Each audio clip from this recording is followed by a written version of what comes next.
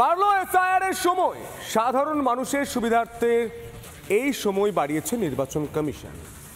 7 দিন সময় বেড়েছে, তাও ঘ্যান ঘ্যান ঘ্যান ঘ্যান ঘ্যান ঘ্যান করা হচ্ছে নির্বাচন কমিশনের অফিসের সামনে দাঁড়িয়ে। নাটক নাটক আর নাটক করছে। বলি মশাই, বিএলও সাহেব, মাত্র 4 জন বিএলও নিয়ে আন্দোলন করতে গিয়েছিলেন না আপনারা? এই 4 জন বিএলও মশাই আপনাদের আর কত সময় লাগে? বলছেন 3 মাস। আরে রাজ্যে রাষ্ট্রপতি শাসন জারি করবেন নাকি আপনারা? দেখুন,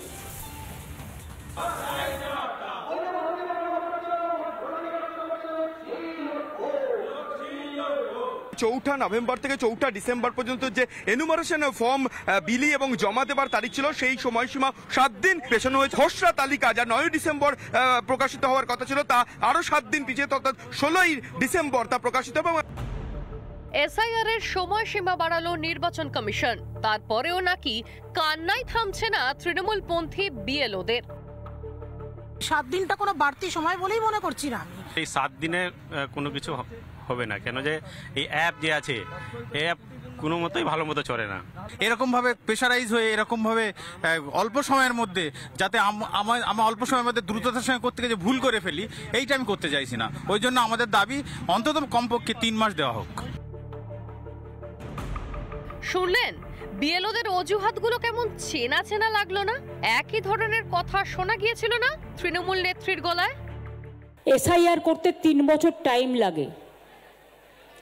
2002-এ লাস্ট হয়েছিল। আমরা কেউ বলিনি তো করতে হবে না। রবিবার মাননীয়ার সাগরেদদের গলাতেও একই সুর। পরে কিন্তু বুঝেছে, ভুলটা স্বীকার করলো। তৃণমূল কংগ্রেস যে সবসময় সঠিক কথাটা বলে, এটা আরেকবার প্রমাণিত হলো। এটা তো বলবেন। কিন্তু যে সব বিএলও তৃণমূলপন্থী নয়, তারা কি বলছে জানেন? জাতীয় নির্বাচন কমিশন আমাদের রাজ্যের এসআইআর এর জন্য ফর্ম জমা নেওয়ার সময় 7 দিন বাড়িয়ে দিয়েছে, অর্থাৎ 11 তারিখ পর্যন্ত করেছে। এবং তার সাথে সাথে আমাদের যে খসড়া ভোটার তালিকা প্রকাশের, সেটাও 7 দিন কিন্তু পিছিয়ে দেওয়া হয়েছে। আমাদের এই যে দাবি মেনে নেওয়া হলো, এই জন্য আমরা ইসিআইকে ধন্যবাদ জানাই। কমিশনের সিদ্ধান্তকে স্বাগত জানিয়ে তৃণমূলকে চড়া সুরে আক্রমণ পদ্ম শিবিরের।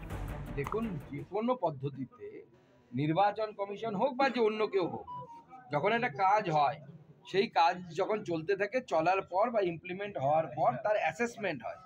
সেই অ্যাসেসমেন্ট অনুসারে নির্বাচন কমিশন তার পদক্ষেপ নেবে, এটাই তো স্বাভাবিক। 1 সপ্তাহ সময় বাড়িয়েছেন, এতে তাদের অবজারভাররা ভালো করে কাজ করতে পারবেন, আরও বেশি স্ক্রুটিনি করতে পারবেন, সেটা তো ঠিক আছে। কিন্তু আমার মনে হয় জ্ঞানেশ কুমারজির নিজে পশ্চিমবঙ্গে আসার প্রয়োজন আছে। পুরো টিম নিয়ে তিনি আসুন, আর পারলে সঙ্গে যারা বিরোধিতা করছেন দিল্লিতে, তাদেরও আমন্ত্রণ জানান। তাতে কি, তৃণমূলের ধামাধারীরা কিন্তু নাটক চালিয়েই যাচ্ছে।